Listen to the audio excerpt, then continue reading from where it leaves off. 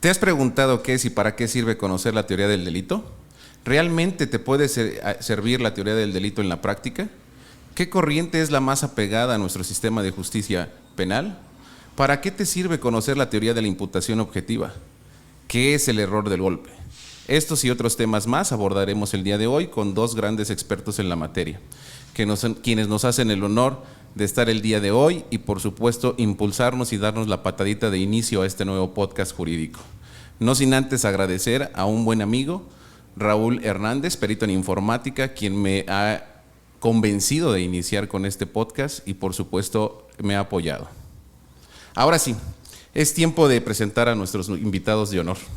Nos acompaña una juez muy querida por los abogados que litigamos en materia penal, quien tiene más de 14 años como juzgadora.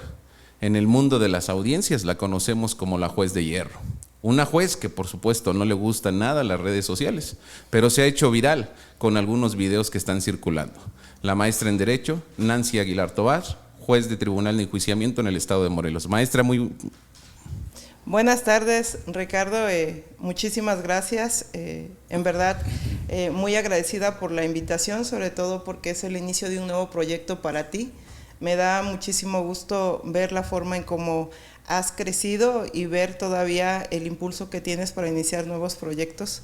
Y considerar ser parte de este primer programa, en verdad me complace. Y sobre todo el atreverme a estar en una mesa compartiendo con el maestro Juan Manuel, que es conocidos por todos, él sí es experto en teoría del delito. Yo soy una simple mortal, conocedora en estos 20 años que tengo en materia penal, pero al día de hoy yo te puedo decir que es la materia más complicada, teoría del delito. Yo creo que en diga que lo domina, pues podríamos denominarle el máster en materia penal. De manera personal, creo que estoy muy lejos de ser experta en teoría del delito, pero con gusto aportaremos la experiencia que tenemos día a día en los tribunales. Muchas gracias, Ricardo. No, al contrario, muchas gracias por sus palabras y muchas gracias por acompañarnos el día de hoy. Pero también está con nosotros un máster, como ya lo dijo su señoría, un máster en teoría del delito, abogado postulante en materia penal en la Ciudad de México y en todo el país, un gran expositor de talla internacional, quien por supuesto nos ha apoyado en cursos, talleres, congresos que hemos realizado con la Asociación de Abogados Penalistas del Estado de Morelos. Debo confesarles que cuando tengo alguna duda en cuestiones de teoría del delito, quien acudo para que me pueda ayudar es él, mi buen amigo, el doctor Juan Manuel Guerrero Almaraz. Doctor, muchas gracias por acompañarnos. Ricardo, muchas gracias. Buenas tardes, señoría. Un placer, buenas tardes, un placer. Un saludo a todo tu auditorio, que auguro que sea bastante.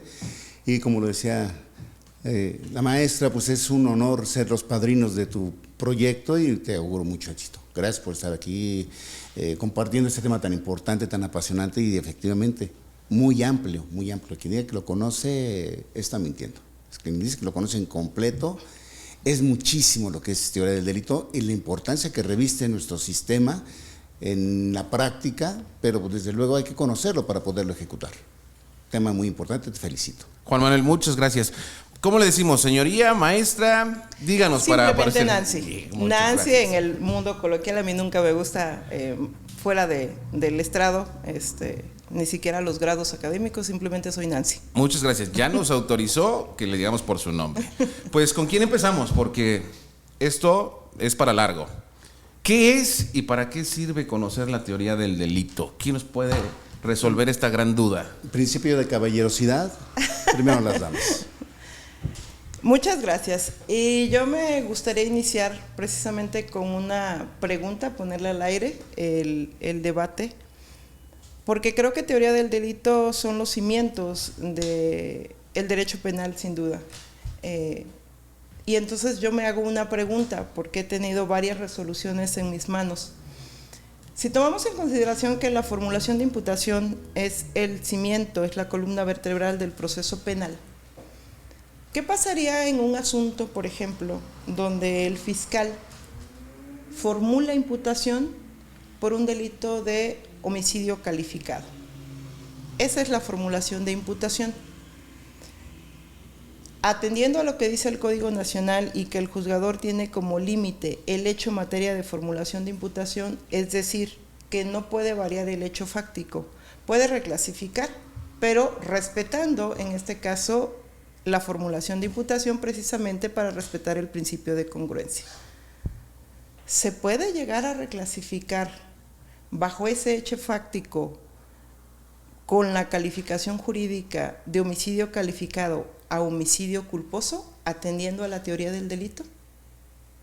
Yo hago aquí la pregunta, porque la duda yo la sigo teniendo yo tengo una postura, pero sí me gustaría conocer la opinión de un experto en la materia de teoría del delito, que obviamente domina lo que es los delitos culposos y los delitos dolosos. ¿Usted qué opina, maestro?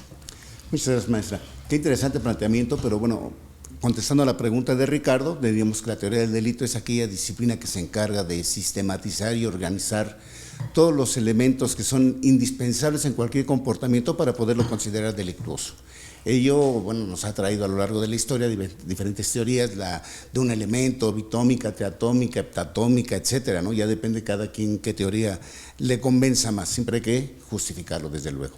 Entonces, esa teoría del delito, que desde luego parte de conceptos muy importantes del derecho penal, tenemos que esquematizar y dar el concepto de derecho penal para de partir a la dogmática penal. Y la máxima expresión de la dogmática penal, pues lo es la teoría del delito. Y eso es la teoría del delito, aquella disciplina que se encarga de ordenar los elementos indispensables. Nosotros nos enseñaron los elementos esenciales del delito. Entonces ahora se sistematizan. Ahora ya unos hablan de conducta típica antijurídica culpable, y antes hablamos de conducta típica antijurídica culpable, punible, imputable, etcétera. Entonces ya varía la postura y la teoría que cada quien se adecue a ella, siempre y cuando lo justifique. Ahora bien, en cuanto al planteamiento, efectivamente yo lo considero correcto. Es el momento en que el juez puede reclasificar o dar la clasificación jurídica del hecho delictivo. Si bien es cierto, el planteamiento de derecho fáctico nos lleva a un delito culposo, es válido hacer la clasificación. E incluso en la Ciudad de México me ha tocado donde efectivamente se hace una formulación de imputación por un delito doloso, un homicidio calificado, y lo reclasifican a culposo, válido. Si las condiciones del hecho así nos lo dan, desde luego. El problema está en que apliquemos correctamente, y ahí vamos a entrar a otro problema también muy importante, el dolo y la culpa, ¿no? Que yo como comento, es como el diablo, que todos hablan de él, pero nadie lo conoce. Igual el dolo, ¿no? El dolo y esos elementos subjetivos son tan importantes, pero los tenemos tan abandonados. No los conocemos correctamente, y sobre la marcha vamos a ver lo importante que es conocer adecuadamente dolo y culpa. Y no se diga de dolo eventual con la culpa consciente, que es un hilo muy delgado que lo distingue entre uno y otro. Y este tema que hablas del error en el golpe, desde luego que nos lleva a atender esta circunstancia, que ya más adelante la vamos a ver. Creo, desde mi punto de vista, creo que sí es válido que se haga, y es el momento además procesar para poder hacer esa reclasificación. ¿Considera que sí podemos reclasificar? Claro. Señoría, usted que ha estado en audiencias, ¿cuál es su postura? Ok, yo tengo una postura y la pregunta sigue en el aire por lo siguiente. Efectivamente, creo que el conocer teoría del delito lleva a esta cuestionante. El dolo en un homicidio calificado implica un querer privar de la vida con la intención, y ese hecho se describe en el hecho en materia de formulación de imputación. Es decir, el fiscal, al momento de hacer la formulación, dice que el sujeto activo tuvo toda la intención de privar de la vida al sujeto pasivo del delito. Luego, entonces, yo me pregunto, ¿cómo sin variar ese hecho fáctico, cómo sin modificar ese querer, que es un elemento que requiere el elemento del dolo, paso a un homicidio culposo, donde obviamente la privación de la vida se da por falta de cuidado en cualquiera de las formas de la culpa? Esa es mi gran pregunta. ¿Cómo sin variar ese hecho fáctico de pasar, para decirlo en términos muy lisos y llanos, cómo sin que yo modifique el hecho de que una persona quiso matar a Juan, ahora paso a que por un descuido, por una negligencia, por una falta de cuidado, por una falta de pericia, en cualquiera de las fases de culpa, paso a clasificarlo a delito culposo? Eso a mí siempre me ha planteado una ambivalencia al momento de resolver. Desde mi punto de vista, yo he determinado que si bien puedo reclasificar en la audiencia de vinculación a proceso, sobre todo, donde tengo toda la facultad en términos de ley, creo que el límite que tengo es el hecho, y creo yo que no pudiera reclasificar de un homicidio calificado con el elemento del dolo a un homicidio culposo. ¿Por qué? Porque necesariamente tendría yo que modificar el hecho, y el hecho es la base, es lo que no puedo modificar, no puedo variar el hecho. Entonces, y lo sigo preguntando porque en varios asuntos de los cuales no puedo hablar porque incluso todavía están en fase de amparo o ya van como en la cuarta, quinta vuelta, donde no se ha establecido por parte de los tribunales, en varios asuntos donde se dictaron no vinculaciones en primera instancia y la sala reclasifica, y el federal hasta este momento no ha dado el ultimátum en esos asuntos de si efectivamente se puede reclasificar atendiendo al elemento del dolo que, reitero, bajo un hecho fáctico requiere un querer, una plena intención del sujeto activo, a un homicidio culposo que obviamente es la no intención, no obstante se da la pérdida de la vida humana por falta en cualquiera de los elementos de culpa. Entonces, esa es la pregunta que yo sigo teniendo hasta el día de hoy. Soy de la postura de que no se podría reclasificar porque ello implicaría variar el hecho, y creo que el hecho no puede ser materia de variación por parte del juzgador, porque ahí estaríamos rompiendo con lo que es el principio de congruencia. Y obviamente esto tiene que ver profundamente con teoría del delito y precisamente con el elemento de dolo y con el elemento de culpa. Claro, yo también coincido, no se podría variar, primero, porque el 19 de la Constitución en su párrafo quinto establece que en los procesos del orden judicial, del orden penal, se seguirá por el hecho o los hechos materia de la vinculación a proceso, donde tendría que ser una congruencia desde la formulación de imputación, vinculación a proceso y obviamente la acusación. Yo creo que el Tribunal de Enjuiciamiento está limitado para hacer una variación o incluso una reclasificación. Pero tocando este tema, y aquí se los aviento a los expertos, me tocó un asunto en Guerrero en específico, lo voy a decir para que después no me pregunten, dígame quién es el juez. No, fue en Guerrero, un delito de desaparición de persona, formulan imputación por desaparición de persona, se le vincula a proceso por desaparición de persona, pero en la acusación ya modifican ese hecho. Ya no le imputan haber ordenado la desaparición, sino que ahora le imputan haber ordenado la privación de la vida de la víctima. Pero ya hubo una modificación, creo desde mi punto de vista, muy sustancial, muy que nos deja en estado de indefensión desde mi punto de vista. Pero, Juan Manuel, señoría, ¿se puede? Sí se puede. Vamos a entender una cuestión y vamos a dejar claras las argumentaciones que se dan. Efectivamente, el hecho no se puede variar. El hecho. Lo que podemos variar y que muchas veces variamos a nuestra conveniencia o al interés que representamos es el argumento que damos. Si nosotros atendemos al hecho en concreto, se no puede variar, pero yo como fiscalía, pues desde luego siempre busco, bajo una postura de deslealtad, porque ahora tiene que ser leal y objetivo y narrar los hechos tal cual fueron. Sin embargo, el Ministerio Público sigue actuando con esa postura inquisitiva. Siempre, bajo ese principio de presunción de culpabilidad. Ellos no aplican el principio de presunción de inocencia. Recordemos que ese principio de presunción de culpabilidad, todos son culpables hasta en tanto él no demuestre lo contrario. Entonces tenemos el hecho fáctico, o la circunstancia fáctica, perdón, ¿y qué viene a hacer el Ministerio Público? Es que lo hizo con toda intención, los elementos cognitivo y volitivo, etcétera, etcétera, dolo directo. Eso es lo que tú dices, eso es lo que tú argumentas, pero el hecho me evidencia en otras condiciones. Entonces vamos a esperar ahora el argumento de la defensa que va a decir no se da un dolo porque las condiciones fueron en esta situación. También su argumento en donde dice no es dolo, es un delito culposo y entonces ahí están las condiciones para poderlo variar. No se varía el hecho, lo que variamos y muchas veces tendenciosamente es el argumento. Les doy un ejemplo, que en el caso que yo les comenté, dos policías regresan de su trabajo, ven que hay gente donde entregan su armamento, se van al locutor, se van a sus casilleros donde tienen su ropa para cambiarse y en eso se escucha una detonación. Va el encargado de la comandancia del cuartel y está uno derribado y el otro está con la cara impresionada. Entonces dicen, el Ministerio Público se hacen las diligencias y el Ministerio Público dice, delito doloso, le disparó la cabeza. Y en su argumento la defensa dice, no es un delito doloso, Esto fue un accidente porque él, al querer desabastecer su arma, jala el carro, se pellizca y suelta. Y al momento de soltar el arma, accidentalmente presiona el gatillo y se acciona el disparo y se le impacta en la cabeza. Hay elementos, datos de prueba periciales que evidencian la posición víctima-victimario, etcétera. Está la lesión que efectivamente narra el policía. Y entonces, ¿qué es lo que se varió? ¿El hecho? No, variamos el argumento, variamos la postura o la posición que nosotros sí quisimos venderle al juzgador. Entonces no estamos variando el hecho, se está variando el argumento.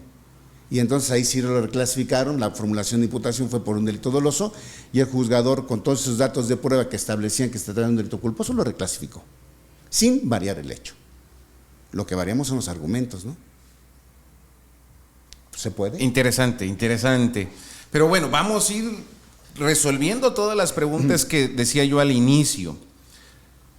¿Qué corriente es la más apegada a nuestro sistema de justicia penal? Porque venimos de un sistema causalista, hemos brincado a un sistema finalista y ahora un sistema… Juan Manuel, ¿cuál es el que tenemos? Pues actualmente un finalista también con mezclas de funcionalismo, como la teoría de la imputación objetiva, ¿no? ¿Qué opinas, Iria? Okay.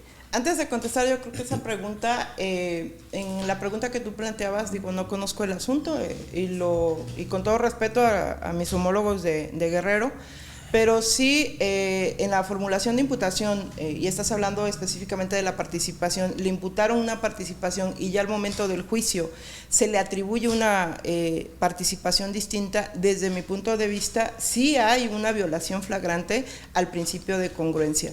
¿Por qué? Porque precisamente la vinculación a proceso fija la litis y desde la formulación de imputación el Ministerio Público establece el hecho por el cual va a acusar a una persona y va de la mano con el principio de defensa para que yo sepa de qué hecho y bajo qué participación me voy a defender.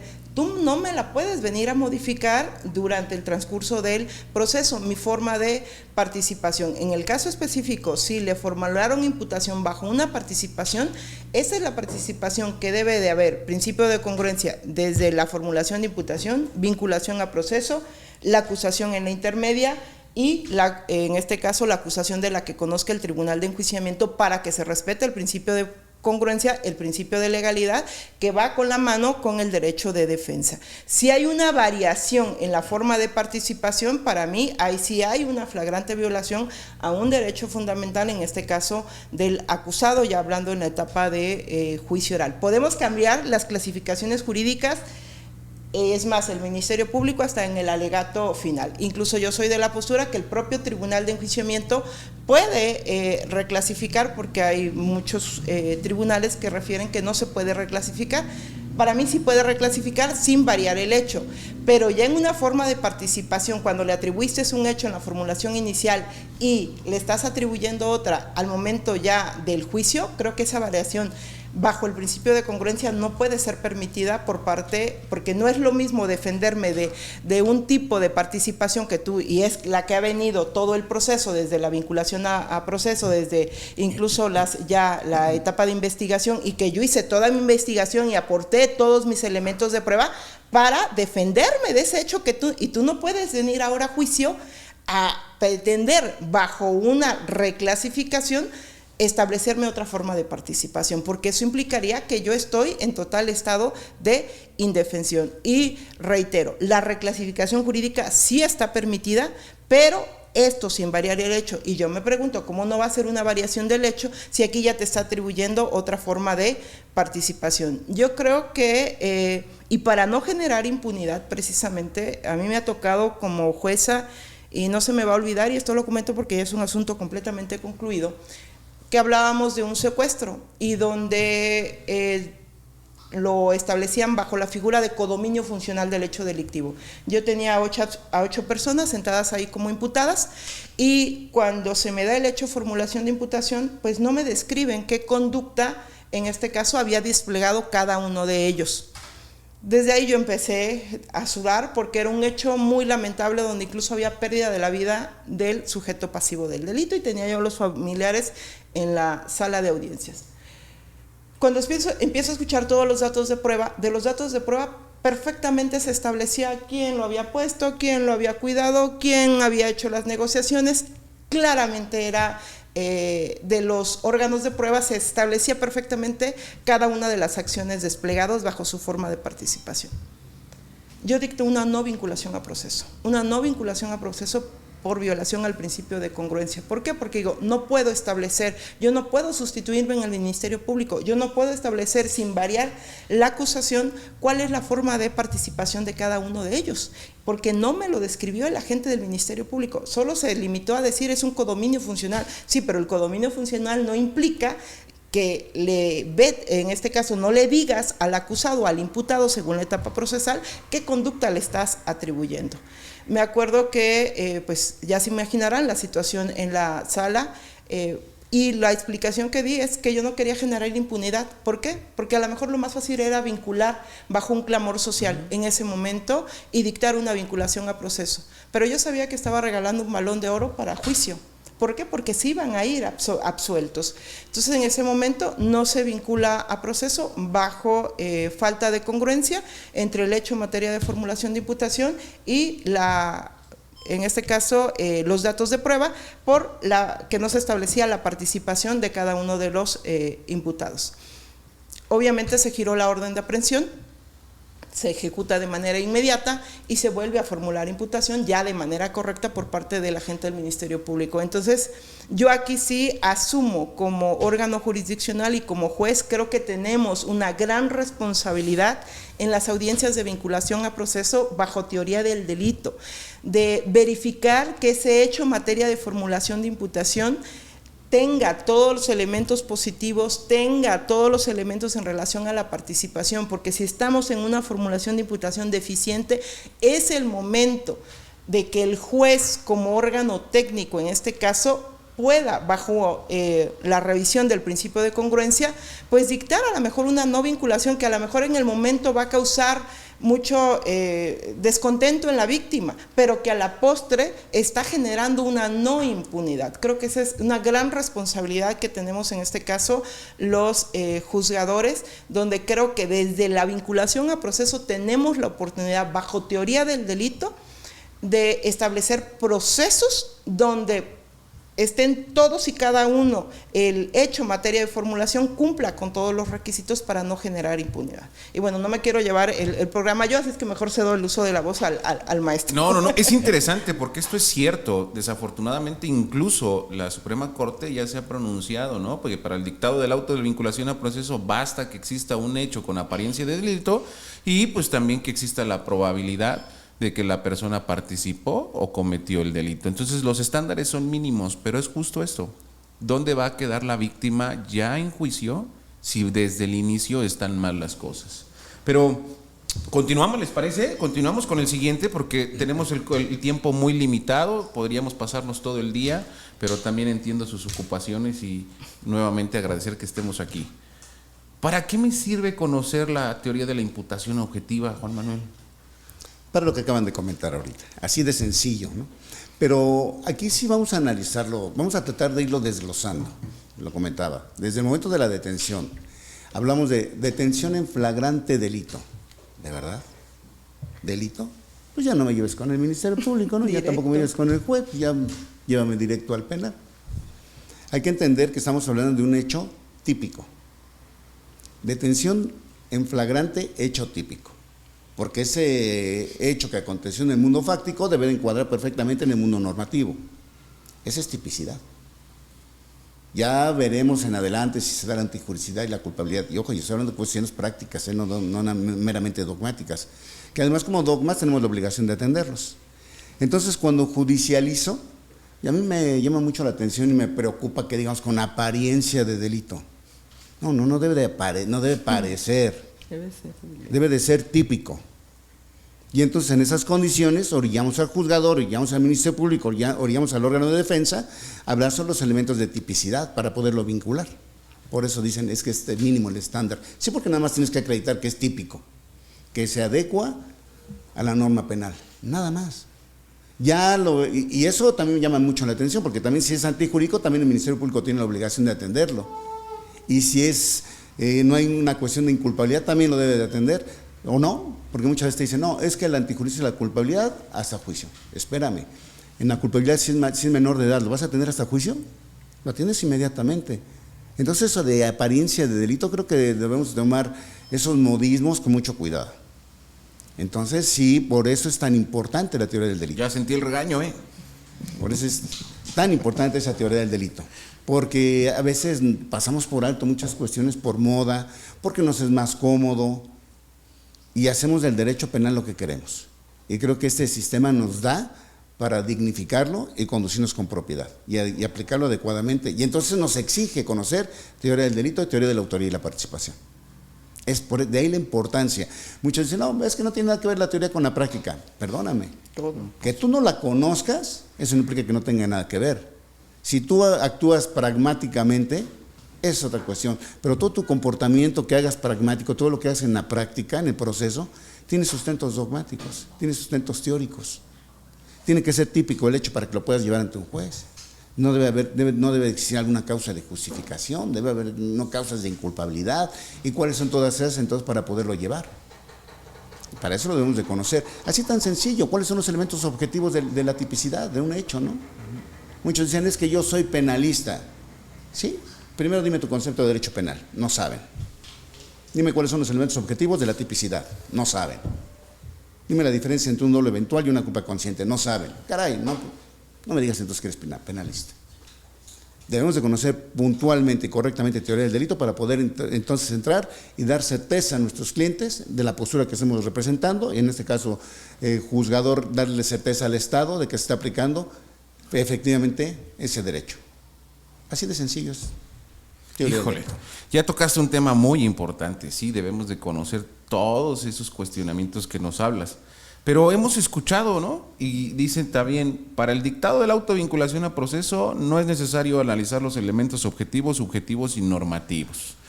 Pero para la sentencia ya tengo que analizar esos elementos objetivos, subjetivos y normativos, porque el 406 en el séptimo párrafo te lo obliga al tribunal de enjuiciamiento que debe analizarlo. Pero yo pregunto... Déjame interrumpirte, perdón. ¿No los tenemos que analizar los subjetivos? Dice la Suprema Corte que no es necesario. Para que una conducta sea penalmente relevante, ¿cómo debe de ser? Dolosa o culposa. Entonces, si no me analizas dolo o culpa, pues no me puedes decir que mi conducta es penalmente relevante, ¿no? Pero mi pregunta aquí era, Juan Manuel, ¿y estos elementos objetivos, subjetivos y normativos, qué son? ¿Con qué se comen? Porque muchas veces los desconocemos. Es que precisamente ahí coincido plenamente con el maestro Juan Manuel. Creo que a manera muy ligera cualquiera pretende dedicarse a materia penal, cuando implica un gran acto de responsabilidad, un gran acto de responsabilidad porque tenemos en nuestras manos la libertad de personas, el patrimonio de víctimas, el derecho de muchas víctimas que tienen derecho a una administración de justicia. Pero si tenemos ministerios públicos, defensores, y luego llega el juez y corona que ignoren teoría del delito, pues precisamente vamos a tener asuntos. Yo me he preguntado muchas veces en juicio oral, ¿este asunto qué hace aquí? Este asunto debió de haberse dictado sobreseimiento porque hay claramente un caso fortuito. O sea, desde la vinculación a proceso, con los datos de prueba que tienes juzgador, si conoces teoría del delito, si el Ministerio Público ya no lo hizo en sede ministerial, que a pesar, porque no olvidemos que en términos del 113 del Código Nacional, él tiene derecho a hacer una investigación con pruebas de cargo y de descargo, ¿sí? Él no tiene que ir por un sistema de que va a acusar, sino tiene que ser, en este caso, o debe de ser una institución de buena fe. Pero si el Ministerio Público, a pesar de que les digo yo, de manera coloquial, les pasó por enfrente, les pasea por las narices, una excluyente de incriminación, una causa de justificación y está acreditada más allá de toda duda razonable, yo me pregunto por qué lo bajan ante un juzgador, por qué no dictar un no ejercicio en base precisamente, conociendo teoría del delito, pues que se actualiza una excluyente de incriminación. Pero peor aún, me ha tocado asuntos en juicio, donde digo, ¿cómo el juez vinculó este asunto? Si a todas luces hay una causa de justificación. ¿Y esto qué implica? Pues precisamente el enojo de la sociedad. Imagínense esa víctima, el viacrucis que le hacemos pasar, ¿no? Para, primero, llegar ante un juez es un viacrucis, es pasar a ser parte de ese número privilegiado que llega ante un juez. Y ya cuando llega ante un juez, logra la vinculación a proceso y él piensa que ya va en el camino correcto. Pero después llega hasta ante un tribunal y le dicen, ¿qué cree? Híjole, sí hay delito, pero está amparado por una causa de justificación. Y procede la libertad. ¿Con qué sabor de boca dejamos a la víctima? Y entonces, ¿dónde está la responsabilidad del Ministerio Público, de ese defensor y de ese juez? Claro, y hoy entiendo ese clamor social, porque es entendible de por qué están enojados con los abogados, con nuestro gremio, porque creo que sí nos ha faltado responsabilidad. Y ahora cualquiera piensa que se puede sentar en una audiencia y con tener la forma, pues puede ir a defender a un cliente o puede ser Ministerio Público. No, se tiene que conocer teoría del delito precisamente para poder, bajo los argumentos del maestro Juan Manuel, desde un inicio, saber si se dan todos los elementos positivos, incluso los elementos subjetivos. Yo me pregunto, como juez, ¿cómo voy a vincular una tentativa de homicidio sin estudiar el elemento subjetivo? A ver, nada más les pregunto cómo. Y dice Ricardo, ¿con qué se comen los elementos subjetivos? ¿No? ¿Cómo los acredito ante un juez una tentativa de homicidio? Les digo a los ministerios públicos, el elemento subjetivo lo acreditas con datos objetivos de prueba. Una tentativa de homicidio, sí, a lo mejor puedo tener un vehículo baleado con 30 disparos, pero todos los disparos están abajo en la defensa. Y puedo tener un asunto donde hay un solo disparo, pero ¿qué crees? El disparo va directo al parabrisas y va a dar al porta donde asentamos la cabeza a los conductores y se movió, y esa es la causa de que impidió, en este caso, de la pérdida de la vida humana. Ahí está tu dato objetivo y ahí con eso vas a acreditar el elemento objetivo. Había plena intención en ese momento de privar de la vida. Entonces, yo me pregunto, y le preguntaría a los ministros, ¿cómo en una vinculación de tentativa de homicidio, sin estudiar elementos subjetivos, voy a vincular? Sí, yo creo que esto podríamos ir incluso más atrás. Es una obligación del Ministerio Público, desde que recibe una denuncia, una querella, empezar a analizar estos elementos objetivos, subjetivos y normativos. Desafortunadamente creo que el desconocimiento, la falta de quererse capacitar es lo que nos ha arrollado, ¿no? Porque como litigante, como defensor, que en muchos casos lo he hecho, creo que también se nos coarta este derecho de ofrecer datos de prueba en la etapa de investigación inicial que pudiera abrir el panorama mayor al Ministerio Público y no quedarse como un acto de buena fe al momento que recibe la denuncia por parte de la víctima. Pero retomando el tema, sí, creo que desde el inicio es importante empezar a construir un proceso, pero bajo una base sólida. Juan Manuel, ¿para qué me sirve esa teoría de la imputación objetiva ya aplicada a la práctica? ¿Cómo puedo aplicarla? Ya estás tocando lo bonito. Mira, aquí debemos comprender primeramente y saber perfectamente dónde se ubica la imputación objetiva, para poder partir de eso. Esta imputación objetiva la vamos a encontrar en la tipicidad, y en particular tipo objetivo, elementos objetivos. Este tipo objetivo de los elementos objetivos, donde tenemos conducta, resultado y desde luego el nexo causal o la relación causal, pues ahí la vamos a encontrar. Es una teoría de imputación al resultado. Es para comprobar ese nexo causal. Tenemos un nexo causal y bueno, ¿para cómo lo vamos a comprobar? Ahora en nuestro sistema finalista ya con mucha tendencia ya al funcionalismo que ya urge cambiar. Entonces lo vamos a comprobar con la teoría de la imputación objetiva. Porque sí puedo yo dar un sujeto A, da un golpe a B y le causa una lesión, pero el sujeto a la postre fallece en otras condiciones. Nexo causal entre conducta y resultado, sí, causa de la causa es causa de la causado, teoría de la equivalencia de las condiciones, causa de la causa es la más adecuada, teoría de la equivalencia más adecuada, pero ahora tenemos esa imputación objetiva, sí, nexo causal, resultado con conducta, sí, pero vamos a ver si se comprueba o se verifica esa imputación de resultado. No es que fallece otra circunstancia, lo lesionó, le disparó en el pulmón y iba en el traslado de la ambulancia. La ambulancia adelante tiene una colisión, choca y derivado del choque fallece el sujeto. ¿Hay un nexo causal? Sí. ¿Se comprueba imputación objetiva? No. Así de claro es. El sujeto iba con una lesión de muerte, tal vez iba a morir, pero no murió de eso. ¿Hay un nexo causal entre el resultado que se ocasionó y la conducta? Sí. ¿Se le imputa objetivamente el resultado? No. Por eso ahora necesitamos comprobar nexo causal. Y aquí, dicho de paso, pues sería importante también aclarar que hablamos de nexo causal en tratándose de delitos de acción, porque las acciones causan resultados, pero no las omisiones. A las omisiones se les atribuye el resultado. No podemos hablar de un nexo causal en un delito de omisión. Tenemos que hablar de un nexo de atribuibilidad y lo utilizamos indistintamente. Ahí es donde tenemos los detalles finos del que realmente es penalista, del que realmente conoce el derecho penal. Y ahí ubicamos la teoría de la imputación objetiva para comprobar el nexo causal. Claro, analizando por supuesto los tres elementos, ¿no? Principio de confianza, riesgo permitido y provisión de la norma, ¿no? Protección de la norma, perdón. Sin olvidar prohibición de regreso de Gunther Jacobs.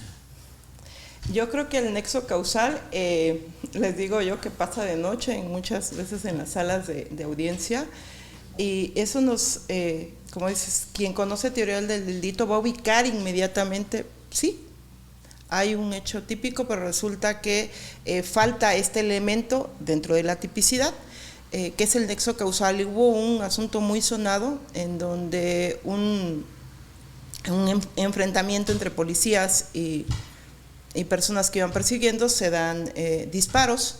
El detenido efectivamente le había proporcionado disparos a un policía. El policía es ingresado al hospital, esto llega hasta juicio, él queda vinculado por homicidio calificado, llega hasta juicio, pero ya en juicio con las periciales correspondientes se llega a acreditar precisamente la ausencia de este nexo causal. ¿Por qué? Porque resulta que la lesión que había sido producida en su momento por el arma de fuego no fue la lesión letal, porque de haber ocurrido en la forma que dice el ministerio que ocurrió, el policía hubiera muerto en el lugar. Resulta que la lesión se produce al momento de estar dándose la intervención quirúrgica por parte de los doctores, porque resulta que lesionan la vena carótida, que sabemos que en 5 minutos esa persona se fallece. ¿Qué es lo que pasa? Si la producción del disparo de arma de fuego hubiese sido la causante, hubiese muerto el policía en el lugar y no hubiera llegado con vida casi 40 minutos después o sea, médicamente, fíjese, a través de una prueba pericial se logra acreditar que lo que causó la muerte no fue el disparo. Lo que causó la muerte, por ahí dicen que los médicos entierran a sus errores, ¿no? Pues precisamente se logró acreditar que esta lesión se produjo al momento de la intervención quirúrgica, se lesionó por parte de los médicos esta vena y eso fue lo que produjo el resultado.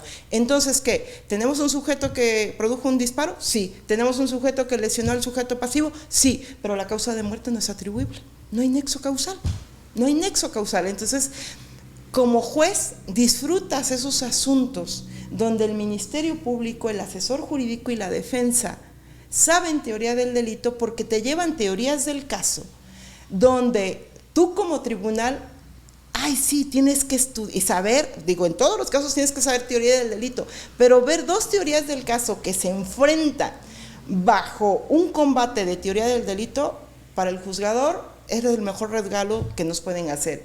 Y desgraciadamente muchos asuntos carecen de eso, ¿no? Pero yo creo que no es el asunto como tal, es la persona que carecemos, y me incluyo, carecemos de conocimientos como el de hoy. Son charlas que hemos tenido, charlas que vemos y lo vamos relacionando con asuntos con la práctica, pero nos falta mucha capacitación, mucha capacitación. Pero ya tocamos ahí un tema también muy importante, que podríamos relacionarlo con el error en el golpe. Y quisiera su punto de vista, pero lo voy a aterrizar y lo voy a ejemplificar con un asunto también que fue muy sonado a nivel nacional en un estado del sureste, donde una pareja, novios, se ponen de acuerdo para privar de la vida al exnovio de la joven. Ellos dos se ponen de acuerdo.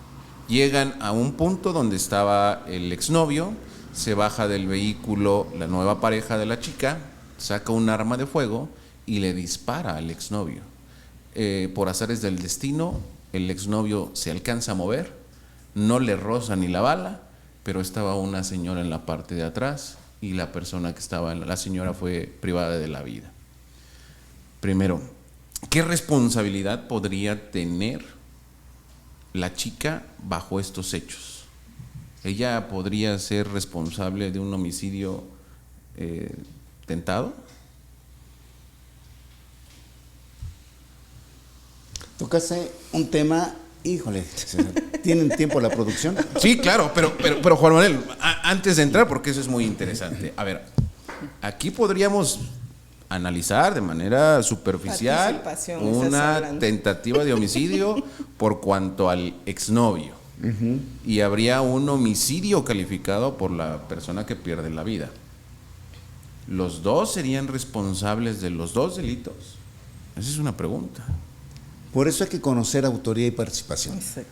Esas formas de intervención.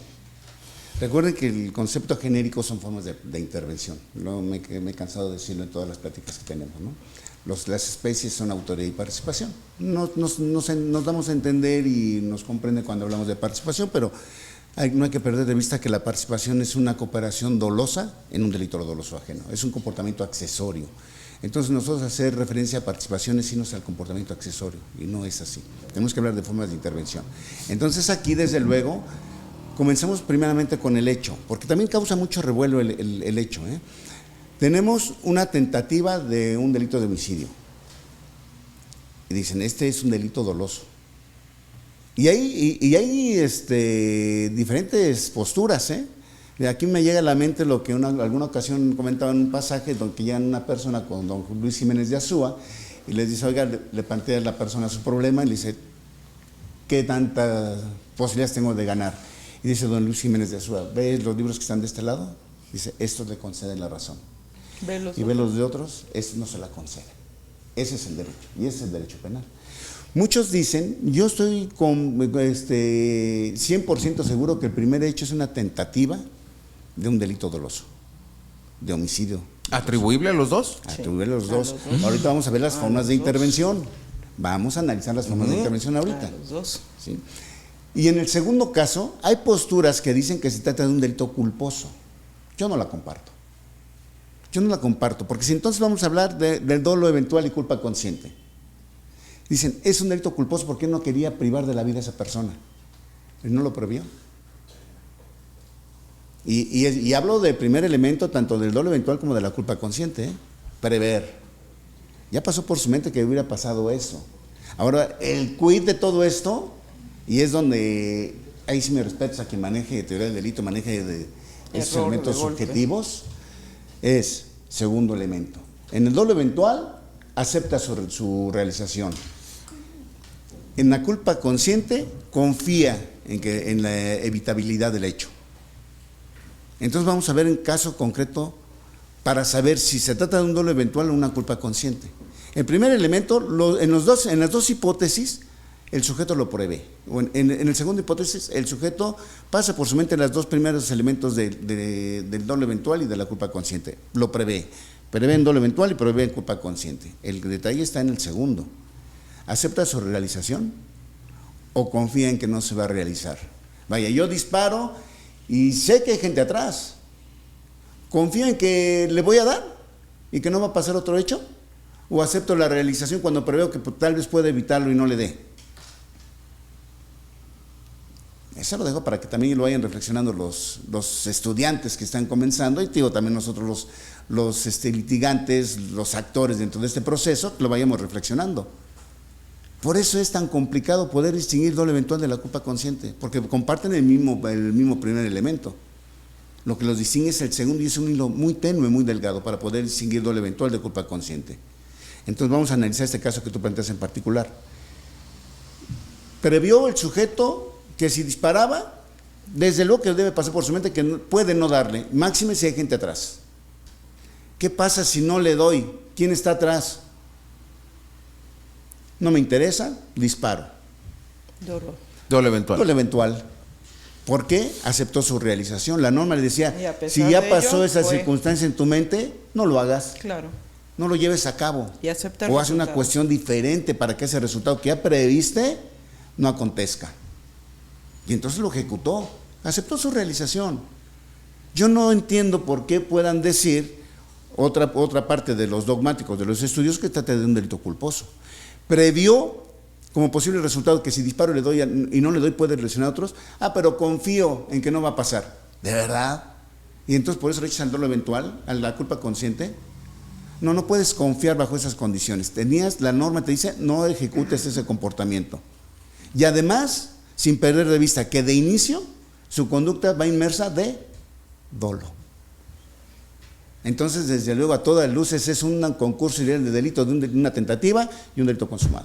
¿Responsables los dos? Vamos ahí. Primero el delito. Ok.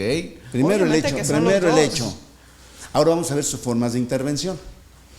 Formas de intervención en el primer hecho. Hay un acuerdo de voluntades, hay un reparto de funciones. Muchos dirían coautores. No son coautores. Ella es la mujer atrás de él. Qué grave, ni eso, ni eso. ¿Por qué?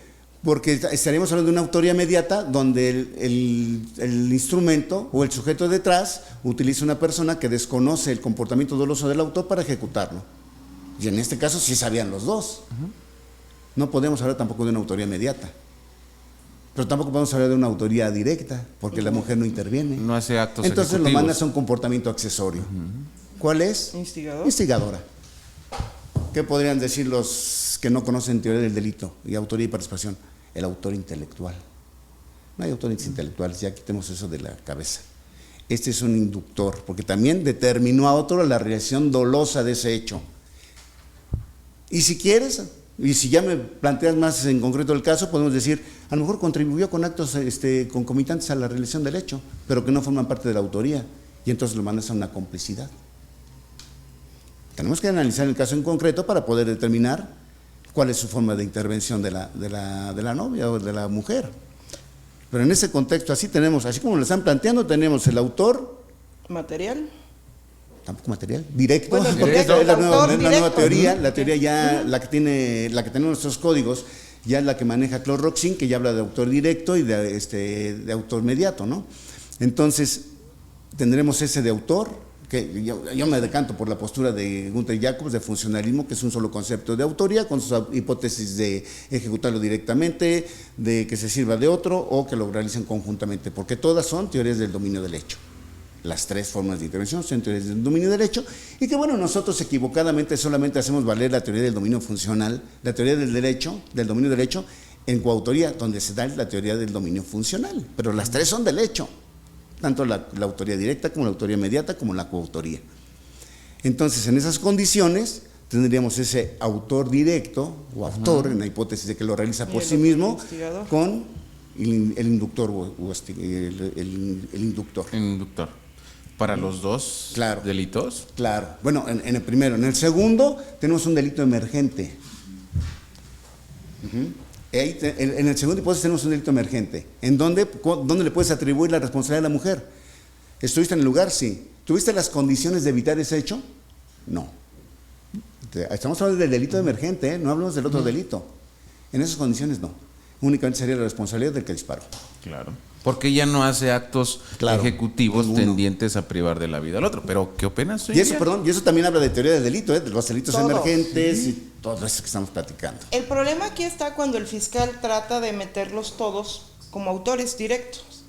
Ahí está el gran problema. Y entonces al tribunal, lo que yo les digo, nos ponen a parir chayopes. Porque como sin modificar el hecho, ¿sí? Porque lleva una parte fáctica y digo, no necesariamente todos son autores del delito, están las formas de participación. Y en este sentido, claramente la mujer es una instigadora. O sea, utilizó, le llenó de marañas la cabeza al novio para efecto de que éste fuera quien fuera directamente a privar de la vida al exnovio. Pero claro que ella es responsable, pero no como autora directa, sino precisamente como instigadora. El delito emergente, en este caso concreto, obviamente ella no puede ser responsable. ¿Por qué? Porque como lo dice el maestro Juan Manuel, el delito emergente para que se dé, pues tiene ciertas características y aquí falta una de ellas. O sea, ella no estuvo en oportunidad en su momento de interrumpir ese resultado. Caso distinto en aquellos delitos que obviamente son aquellos delitos que si bien es cierto nos pusimos de acuerdo para un robo, ¿sí? Pero ya en la ejecución del robo resulta que es necesario la consumación de otro diverso para ejecutar el primero, pues ahí sí todos vamos a resultar responsables bajo delito emergente del segundo de los delitos, ¿no? Pero obviamente aquí bajo el delito emergente y aquí el delito bajo codominio funcional del hecho delictivo. Pero este es el gran problema, que en las formulaciones de imputación todos van como autores. Todos, el Ministerio Público, creo que nada más se saben el 18 fracción primera del Código Penal del Estado de Morelos o del 13 en materia federal.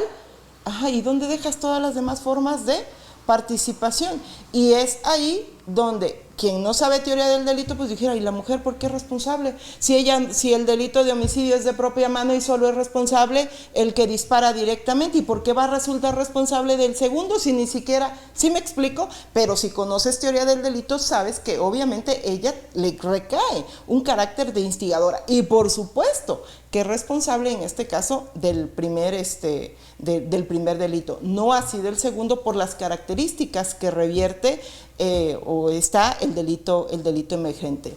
Y en las formas de participación, por ejemplo, yo he escuchado sentencias absolutorias en tribunales porque no está determinado quién produjo el resultado y resulta que de lo que se escucha, de lo que se ve y de los datos de órganos de prueba que desfilaron, pues estás frente a una autoría indeterminada, no frente, pero vamos, teoría del delito.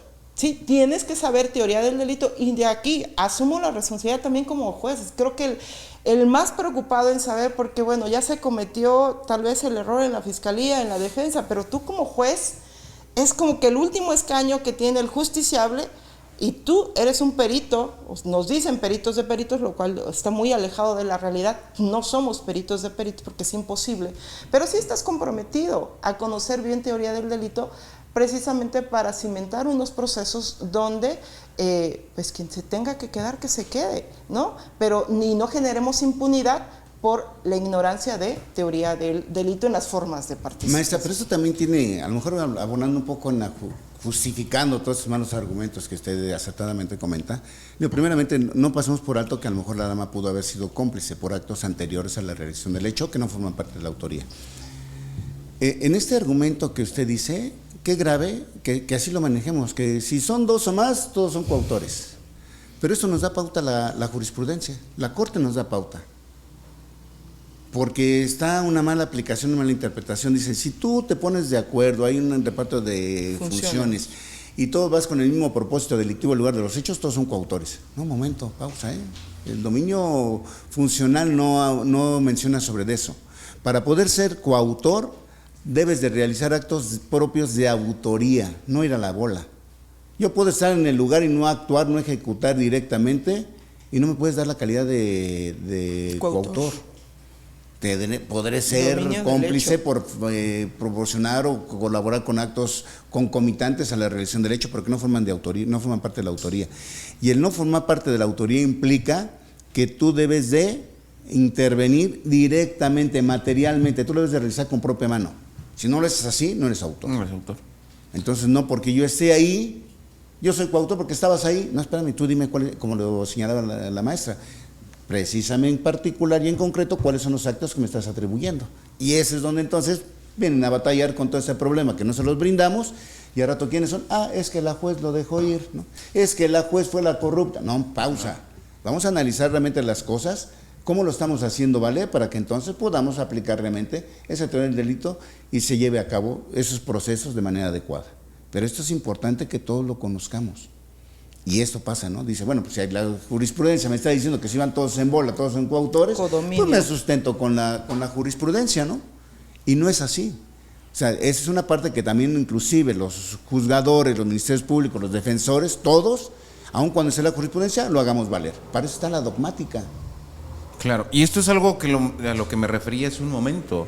¿Por qué desde sede ministerial no empezamos a construir una carpeta de investigación, un proceso bajo una base sólida? Estas son las consecuencias y como bien lo dices, Juan Manuel, al rato pues ellos echan la bolita, echan la pelota al tribunal y después las críticas son al tribunal. Pero no, todo se empezó a cometer de manera errónea desde sede ministerial. La importancia en la capacitación. Y por ejemplo, aquí en las formas de participación que estábamos hablando, la importancia que tiene, la trascendencia que tiene y cómo incide hasta la culpabilidad de las personas que participan en un hecho. La responsabilidad que tiene el Ministerio de describir cada una de las conductas que despliega cada uno de los sujetos, porque esto, si se llegase a una sentencia condenatoria, dicen los ministerios públicos, ajá, y ahora cómo ubico en un grado máximo, en un grado mínimo y en un grado, si nos hemos apartado de la teoría del autor. Ahora ya no puedo llevar a los especialistas, los criminólogos, ¿no? Pues muy sencillo, en tu forma de participación, ahí vas a graduar la culpabilidad. No le voy a dar la misma pena al que secuestró, le cortó la mano y estuvo haciendo las llamadas, que la persona que fue por el rescate. ¿Sí me explico? Ahí es, esta forma de participación va a incidir hasta qué grado de culpabilidad. A lo mejor el que recogió el rescate, ahí lo ubicó en la mínima, pero al que estuvo haciendo las llamadas extorsivas con el lenguaje que ya conocemos, que ejecutó a lo mejor hasta cortar órganos de la víctima, pues ahí lo voy a ubicar en el grado máximo de culpa. Vean la trascendencia de que en un hecho de materia de formulación de imputación, el Ministerio Público conozca perfectamente los grados de participación. Y entonces, cuando tú escuchas, o al menos a mí me ha pasado cuando era juez de control, y me fascinaba ser juez de control, porque creo que tenemos una oportunidad como jueces, desde que escuchas el hecho en materia de formulación de imputación, sabes de qué adolece ya esa formulación y tienes la oportunidad en ese momento, no de, yo le digo, cada quien aquí tiene un papel, pero sí como juzgador, si hay incongruencia desde ese momento, o si tienes que dictar una no vinculación porque hay una causa de justificación, en ese momento para el asunto, ¿sí? Entonces, y esto todo que es teoría del delito, y no implica nada más conocer los catálogos de leyes que dicen que cualquiera las puede aplicar. No es cierto. Híjole, podríamos pasarnos días, horas hablando de esto, pero el ingeniero Raúl Hernández, el ingeniero en producción, pues nos dice que ¿por qué no mejor hacemos una segunda parte? Tocar temas ya muy específicos. Vamos a ver a las personas que nos van a ver, que nos están viendo. A ver, esperamos sus comentarios para que digan cuáles son los temas que más les agradan. Y si ustedes me lo permiten, si nos apoyan, a hacer una segunda edición de estos temas de teoría del delito, porque considero que son muy importantes. Ahora sí, ya contestamos, ¿no? ¿Me puede servir la teoría del delito aprenderlo? ¿Lo puedo aplicar en la práctica? Juan Manuel. Es su obligación. Es una obligación conocerlo para poderlo llevar a la práctica. Recordemos que ahora ya los actos de investigación que se realizan desde la carpeta de investigación deben ir encaminados a acreditar y establecer esos datos de prueba que van a determinarnos que se ha cometido un hecho que la ley señala como delito, que el sujeto tal vez intervino en su comisión. Para poder realizar esos actos de investigación, ya no se hace paja, ¿no? Como lo decíamos anteriormente, ahora ya no se hace paja. Ahora, todos los actos de investigación deben ser encaminados a acreditar cada uno de los elementos. Y si yo no conozco cuáles son los elementos que integran la tipicidad, la antijusticia y la culpabilidad, pues estoy dando palos de ciego. Claro. Pues por el momento paramos este primer episodio, no sin antes invitarlos el día 8 y 9 de noviembre. Vamos a estar dando un curso con la Asociación de Abogados Penalistas del Estado de Morelos en la universidad. Sigan la página de la asociación.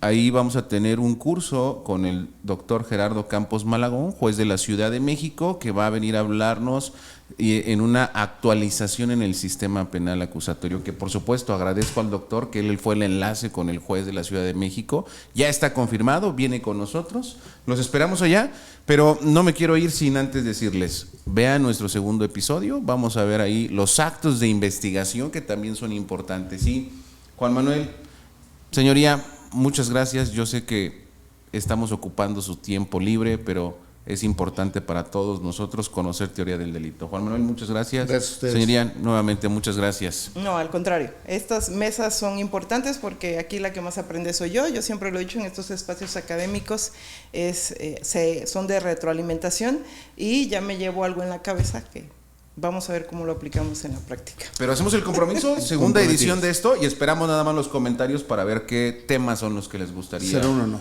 Que los platicaran. Gracias, Ricardo. Perfecto. Pues muchas gracias.